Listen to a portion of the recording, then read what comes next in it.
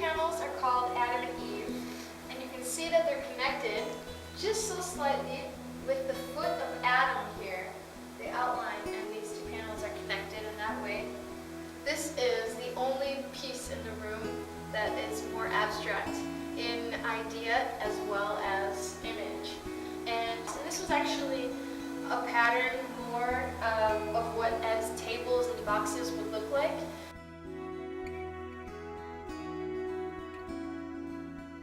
This is what he would use in the designs and the patterns that he would create until he made Jesus on the Last Supper panel.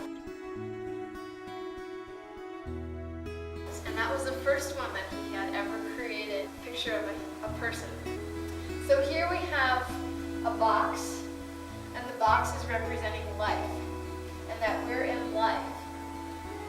And surrounding it is this ancient symbol from Gnosticism of a snake eating its own tail. And this is portraying the soul of the world. And so the portrayal here is that we're in life and surrounded by the soul of the world. And the only way to go beyond that towards our eternal selves or towards eternity is through the reading of the Word of God and cutting through with the sword of truth.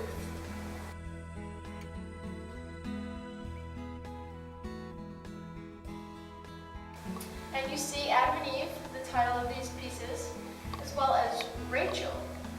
Rachel was a woman in the Old Testament who is known kind of for teaching her sons to love. And Ed's portrayal here is that perhaps women were created to teach men to love. And at the bottom, you see 6/22/34. And this will appear in many of the pieces. This is Ed's signature. I'll also point out, it's up here, 6/22/34.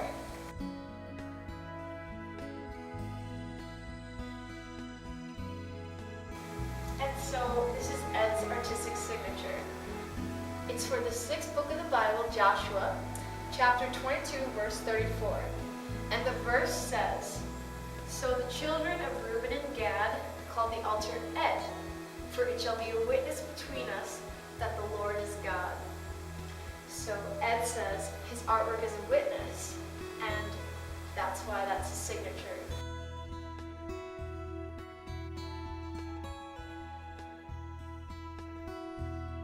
And you know, it would have been a lot easier for him to write Ed, but as an artist, typically things have double meaning.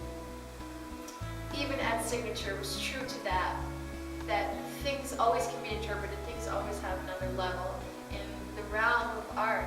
And so even his signature demonstrates that. So here we have Adam and Eve. And here is Adam, and he's almost coming out of the dust of the earth. And Eve is coming forth from his rib. And she's reaching up for these fruits in the trees. And can you spot the serpent? The serpent is actually in her hand. Ed's portrayal here is that sin comes from our decision and our choices that we make, that comes from us. Oftentimes, since the beginning of humankind, we've placed the blame on others for our wrongdoings, perhaps. Here she's reaching up for these fruits. And as we know, there was the tree of life and the tree of knowledge of good and evil. And you can see there are 2 fruits here, and they're these darker red. And then there's one up here and one over here. And an interpretation that someone once gave was that it almost seems that these could be the darker, maybe tainted fruits from the tree of knowledge of good and evil. And they're easier to grab, they're closer for her to reach out for and grab. But the pure ones and the clear, more transparent fruits, perhaps from the tree of life, are farther away. But they're worthwhile. They're worth the harder journey to arrive at, to get. And this is portraying the constant story in humanity of, of us reaching out for our own spirituality apart from receiving it simply in the relationship with God that He's intended us for. We are spiritual beings. But constantly, since the beginning, humankind has been reaching out in their own attempts at spirituality. And I almost see this as like, you could see like almost using another person as our own leverage and our own means for gain. And it's not just against females or males, but it's just a constant picture of what humanity has been doing since the beginning. And here you see a triangle for female and a triangle for male.